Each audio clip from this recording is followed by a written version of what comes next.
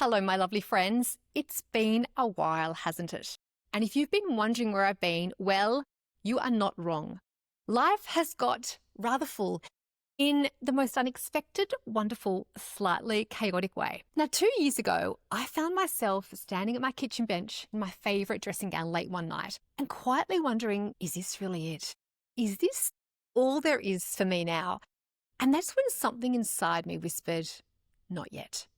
So since that night 2 years ago, I've been quietly, and sometimes not so quietly, reinventing myself again. And I'll be honest, it's been equal parts terrifying and thrilling. So you see, while the Grown Up Girls Report has always been about celebrating women in their second or maybe their third chapter, I somehow found myself stepping right into one of my own. And as I began asking myself what this next version of my life might look like, one name and one memory kept rising quietly to the surface. And that was my grandmother, Nancy, the woman who, long before I had even thought about reinvention, showed me what it was like to create, to nurture, and to make women feel truly seen. So about a month ago now, I launched something that has completely captured my heart. It's my new venture, Nancy the Label, a women's fashion brand inspired by my gorgeous Nana, Nancy. And now, after 2 years of dreaming, designing, doubting, sampling, traveling, learning, and starting again more times than I can count, Nancy the Label is officially launched and out in the world. The website's live, the collection is actually real.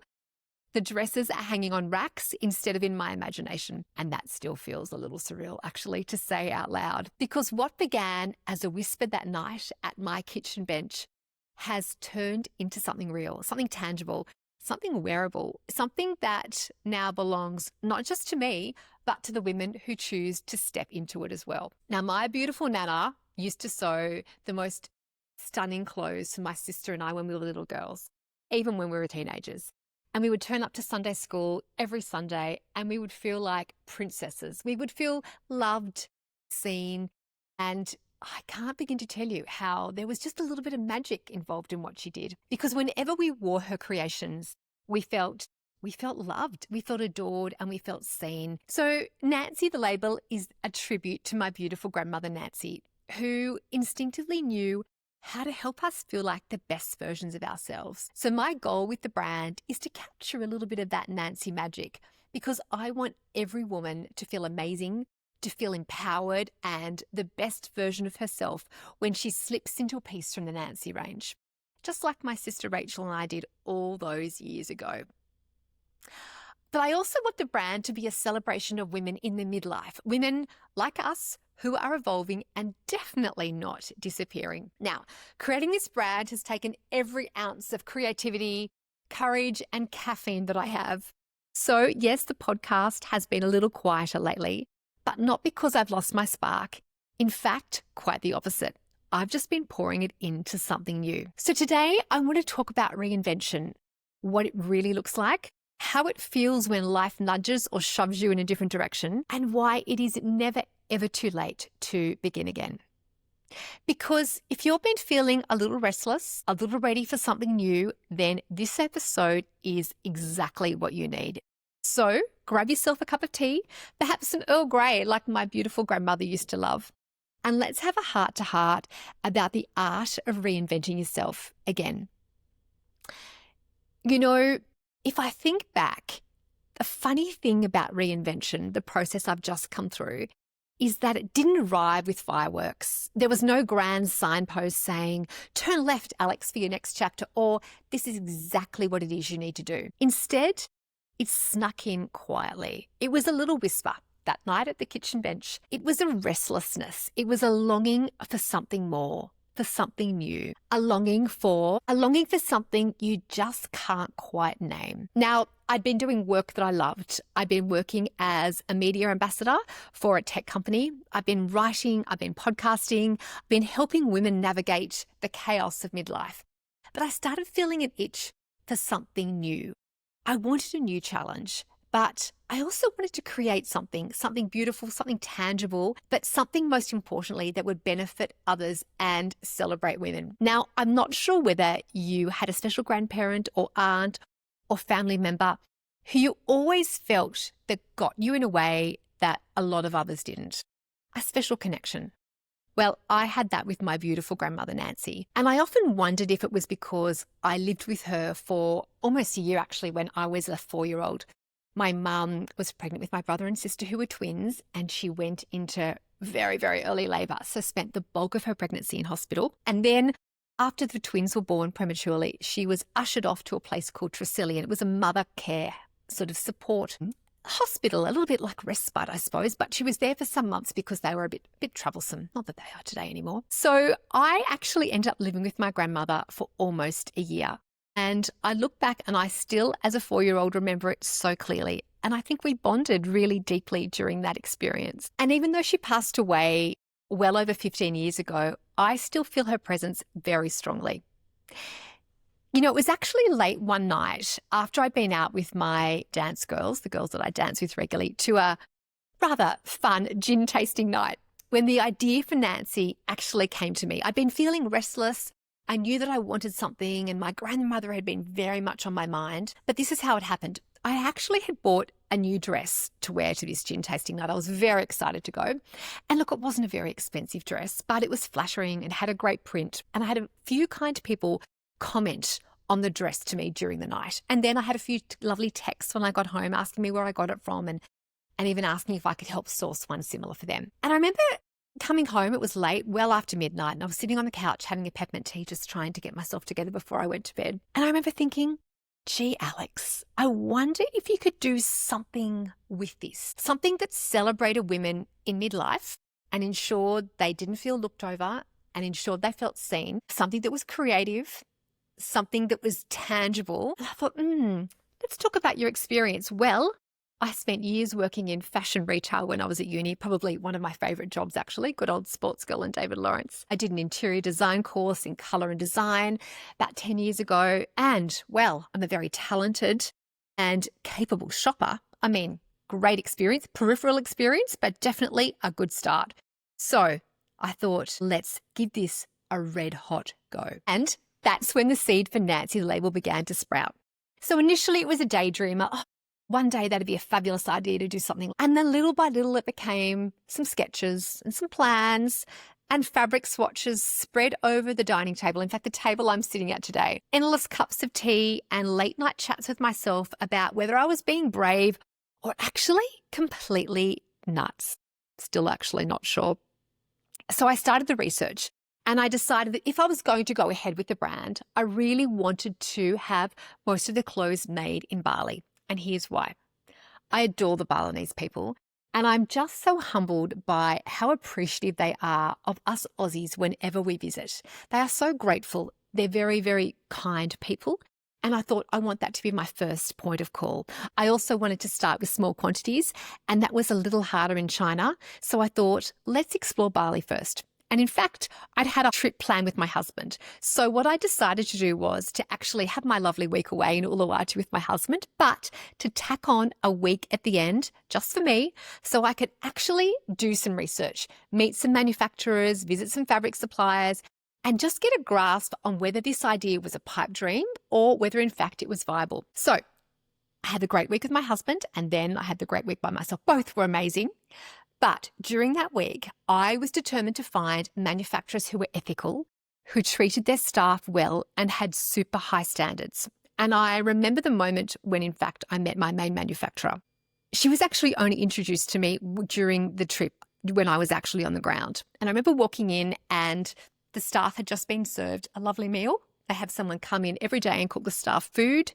The staff were very happy. It was very cool. It was very comfortable. They were laughing. They were very chatty. Their craftsmanship was top notch. And I just got that feeling, you know, when your gut says, yeah, okay, Alex, this is looking good. So that's when the process of developing samples and designs truly began. It was very important that I found the right person, and then I knew it could all begin. Now, reinvention in midlife isn't like starting afresh at 25. We are very aware of our responsibilities. We have family, we have finances, relationships, and I think we are much more cognizant of how much time and energy things really take. We're also very much more aware of the stakes, and the self-doubt can be a lot louder, and I blame estrogen for that. So the comfort zone can feel awfully tempting. And so for me, I had to make some hard choices about getting out of my comfort zone because I realized that if I wanted this brand to truly work, I didn't have the bandwidth to stay in my comfort zone or simply enough hours in the day. So I decided to stop my job with McAfee, my cyber mum job, my media ambassador job, and go all in with Nancy the label. And let me tell you, that hurt, giving up an income which was stable and very helpful, but I had to keep my eye on the bigger picture. And that meant learning to sit in the discomfort of growth, something I'm still struggling a little bit with. Because here's what I learned. Comfort doesn't grow us. It's curiosity that does. And interestingly, research actually supports that idea. Now, as there was this major US project called the Study of Women's Health across the nation, which followed thousands of women through their 40s and 50s. Now, this study showed that midlife is in fact far from a period of decline. It's a dynamic time of physical, emotional, and social change.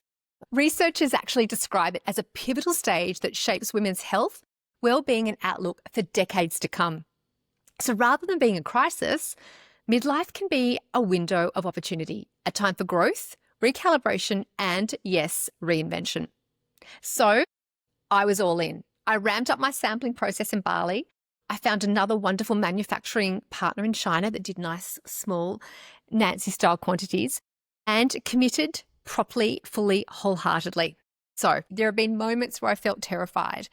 There have been long nights in front of spreadsheets, moments when samples have arrived completely wrong, fabrics delayed for weeks, volcanoes and floods that have impacted production, and multiple moments, I just have to reinforce that, where I have wondered whether I had in fact bitten off more than I could chew. But let me tell you, there's also been joy, incredible joy. Seeing a dress I imagined come to life, amazing. Watching a dear friend try on one of my samples and stand just a little bit taller with a beautiful smile on their face. Just magic, to be honest. And then realizing that this brand, this dream was coming to life. Incredibly, incredibly satisfying. And that's what reinvention feels like. It's messy and magnificent. It's exhausting and exhilarating, often in the same day. It's a little bit like learning to dance. So initially you might feel clumsy. The learning curve is really steep. It's hard to grasp the steps. But then one day you find your rhythm, you find your flow, and you know that you're on track. Now, here's something else that resonated with me. There was a study done in 2018 in the Women's Midlife Health Journal. And this study explored the real life challenges women face in their 40s, 50s, and 60s. Now, the researchers found that while menopause and physical changes were important, many women described rediscovering themselves as one of the biggest transitions of this stage of life.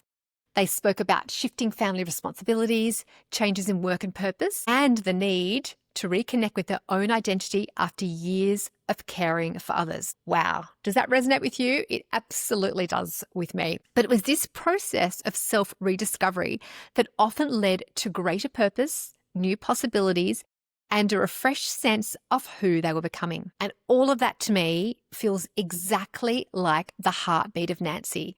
That sense of finding yourself again, but just in a different form. So if I really reflect on what this period of reinvention has been for me, it actually isn't really starting over, to be honest. Rather, it's been about remembering who I was before my world got really noisy. So for me, that's creativity. That's people, in particular women, celebrating women, beauty and storytelling with a big dose of family, meaning and authenticity thrown in. Of course, it's fashion, yes, but it's so much more than fashion. It's about identity. It's about empowering and championing women.